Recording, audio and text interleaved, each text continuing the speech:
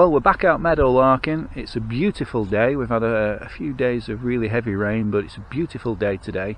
So we thought we'd take advantage of it, and hopefully we'll make some more good finds. Yeah, looking forward to this one. So keep watching and fingers crossed. So I was just digging this hit and this fence staple came out. It's a good hit. Looks like maybe there was a fence here at one time. But I was also digging and I noticed this piece of glass that was giving me a real beep. When you look at it closely, it's reinforced glass. And you can actually see the metal meshing inside. You can see it there. It's giving me a fantastic signal. Interesting to find so deep. So I wonder what was here. Probably secondary deposition. Probably been dumped here at some point. But interesting find. Yeah, good start to the day. I've just been digging this hole and I was getting a really good beep on my pointer. Oh, there it is. There it is. It's under. Ooh, now what on earth is that? I thought it might have been another musket ball, but it isn't. What on earth is that? Well, whatever it is, it's metal. Or maybe it's got metal in it. But I can't see any sort of design. Ah, that's interesting. Intriguing. That goes in the bag. So I've got another strong hit in this hole. You can hear the pointer going mad. So let's see what's down there. Nothing there. Oh, what have we got here? Can you guess what it is? Wow, it's another musket ball. Oh, that's awesome. Oh, I think we're definitely on some sort of old camp here. Definitely the number of musket balls that are coming up. That's fantastic. Really clean as well, these musket balls. I don't think they've been fired. Wow. Incredible.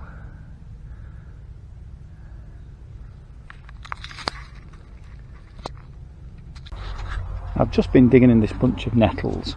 I'm not going to kneel down to show you what I've found. I'm going to stand up, so I've just nettled myself to pieces. I found this.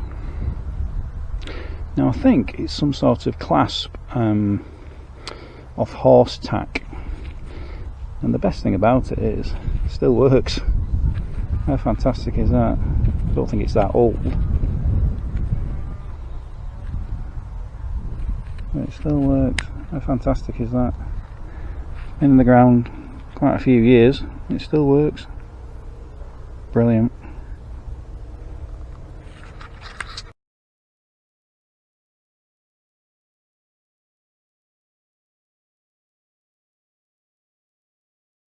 Well, my brother's just shouted me over to have a look at something, and I don't know if you can see in the bottom of the hole. I'll just point to it. There it is. It's a musket ball, but it's actually a pistol ball. How cool is that? You can see it's a lot smaller than the other one we've just pulled out. I'll just get the other one out of my pocket and you can see the difference.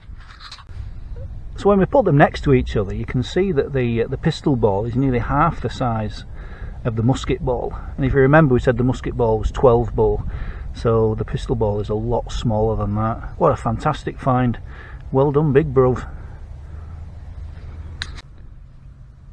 Now I'm digging another good hit. It was a really good signal, and I've pulled up another of these.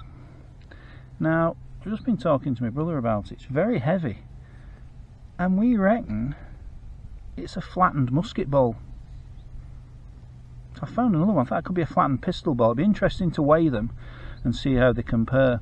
But the other one I've got is a bit bigger, and to be honest, it does look like a flattened musket ball, and it is quite heavy. Wow, this is incredible. Does this mean there was some fighting in this area? Well, it could well be. Fantastic. Oh, I'm really pleased at this. Fantastic. So I've been digging this hole. I've got a good hit. I've got a hit still in the hole, but I've also got something on my spade. And look at that. Another pistol ball. Fantastic. You can see this, you can see where it's come out the mould there. This is incredible. Fantastic. Definitely must have been some sort of military activity here. There must be. Flattened musket balls, unshot musket balls, incredible. These are fantastic finds, but we're recording them all, we're weighing them, so you know, we know exactly where they've come from, so they're not being lost to history.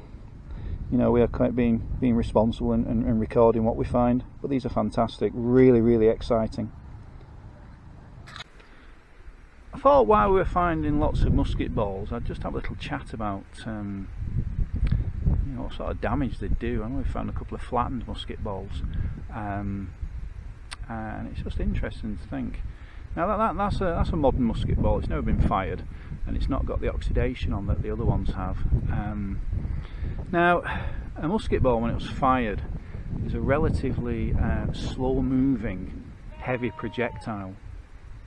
And what happens is, it has enough energy to punch into you, but not necessarily the energy to punch out. So a lot of the times there wasn't an exit wound.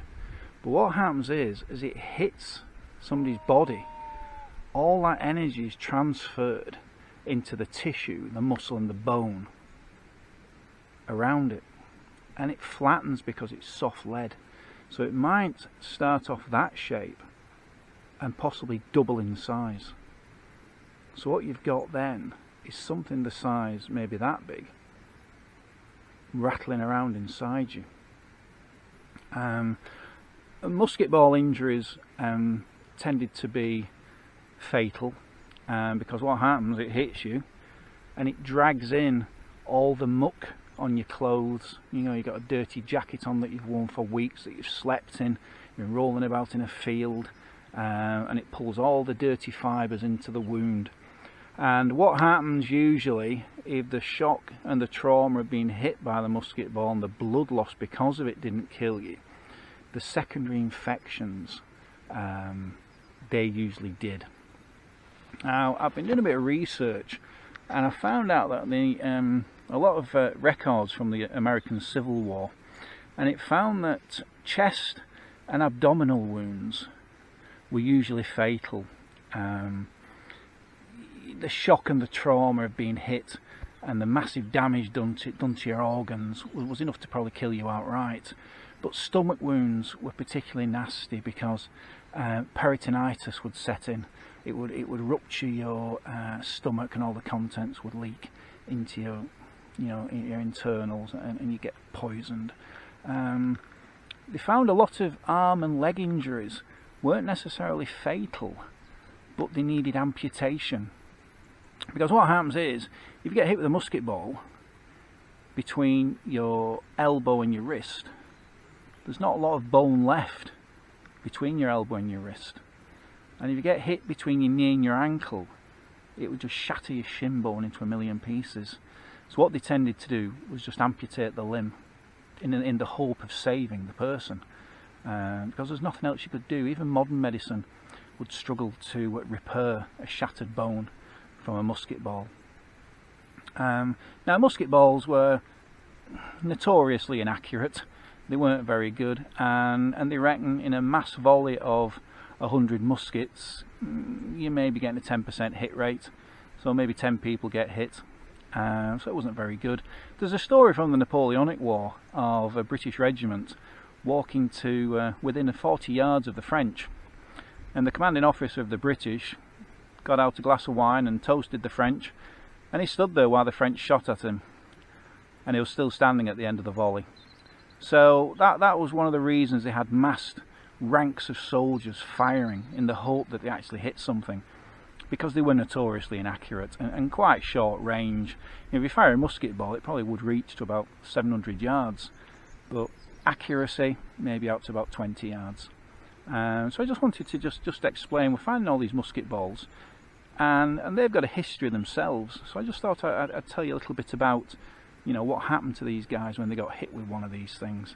Not very nice, not very pleasant. You know, compare it to a modern bullet, fast moving, small, lightweight, would go straight through you and probably through the next two people who were stood behind you. One of these hits you, yeah, it's not coming through, and you're going to feel it. It's going to sting. So I'm getting another really strong hit, and look what that is. It's another musket ball. Oh, not just another musket ball, it's actually a fired and impacted musket ball. See how it's flattened on the edges? How it's sort of squared off? Wow. Fantastic. So there was fighting here. That is incredible. What a piece of history. That is a link straight back to the 1700s. You know, 1644. Oh wow. That is quite humbling to find as well. I hope it didn't hit anybody, but you never know. Wow, that is incredible. We've just had a 5-minute break, just had a cup of coffee and a sandwich, and we come back, and my first hit, would you believe, another musket ball. This is getting crazy. Unfired as well. Another 12 ball. Absolutely fantastic, brilliant. Really impressed with these. Definitely evidence of military activity here, which is what we wanted to find. Brilliant.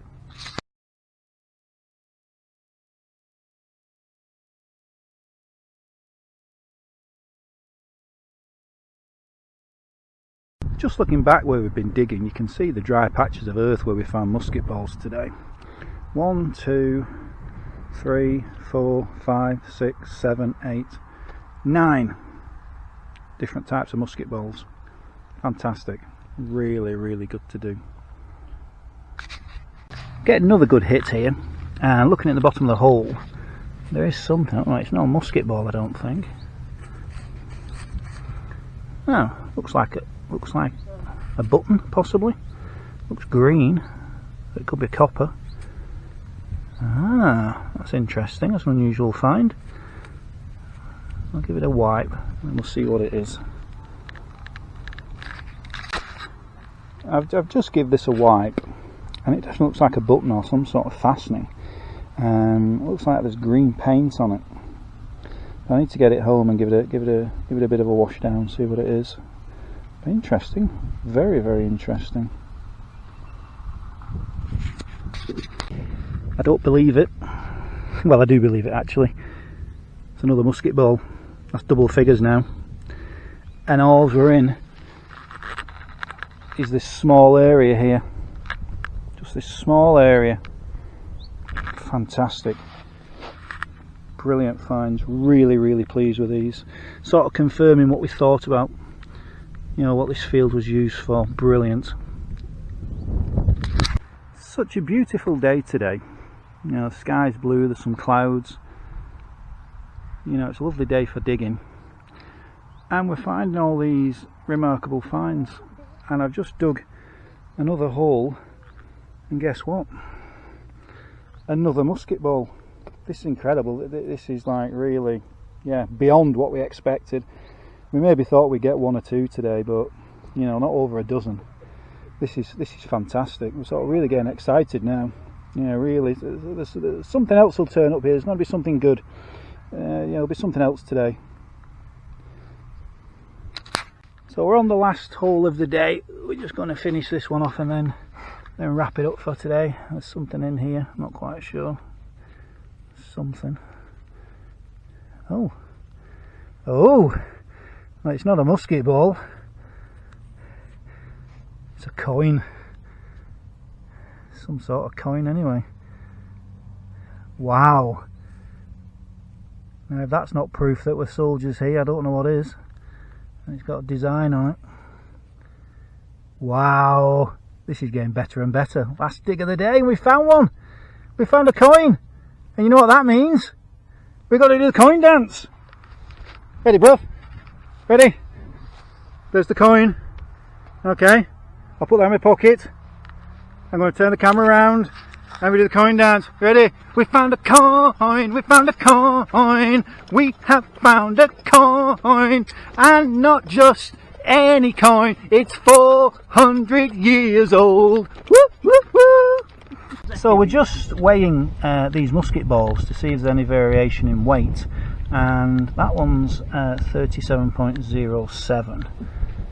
So put that one there, and we'll weigh this one, and that's 32, just short of 32.5. Now if you look at the impacted musket ball, that's 31.85. So that's quite light compared to the others. Let's look at the flattened one. That's 29.08. So they're all roughly a similar weight. Let's look at this one here.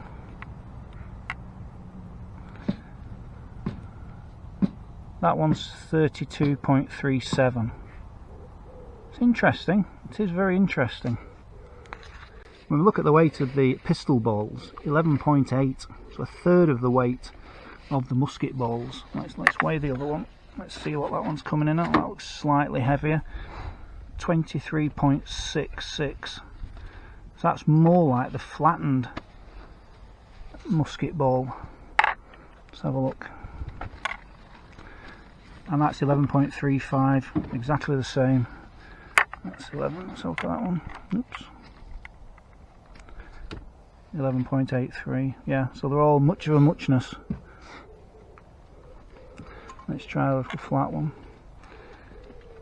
9.56. Yeah, it's really interesting this, they're all very much similar weight. Well, we've had a good haul today. You can see here we've got the musket balls, the unfired musket balls, and these are the impacted musket balls. We've also got two sizes of pistol ball down there. We've got the button, we've got some rolled lead, which maybe you've used to make musket balls. We've also got a little silver token as well, very, very delicate. So I'm going to have a look at that later. We've also got some interesting bits of iron. We've got a little spanner. Clean that up, see if I can see the name on it. We've also got a window winder off a car, which is great because if it gets hot while we're meadowlarking, we can wind the window down and cool ourselves off. That's awesome. And we've got this. I think, like I said, I think it's off Horse's tack, some sort of clip. It still works, which is brilliant. So it's been under the ground for ages. I got loads of bits of metal. We're not sure what they are. We think this might be a part of a bell, but we're not sure. Lots to investigate, lots of research to be done. A fantastic day meadowlarking with the dog squad.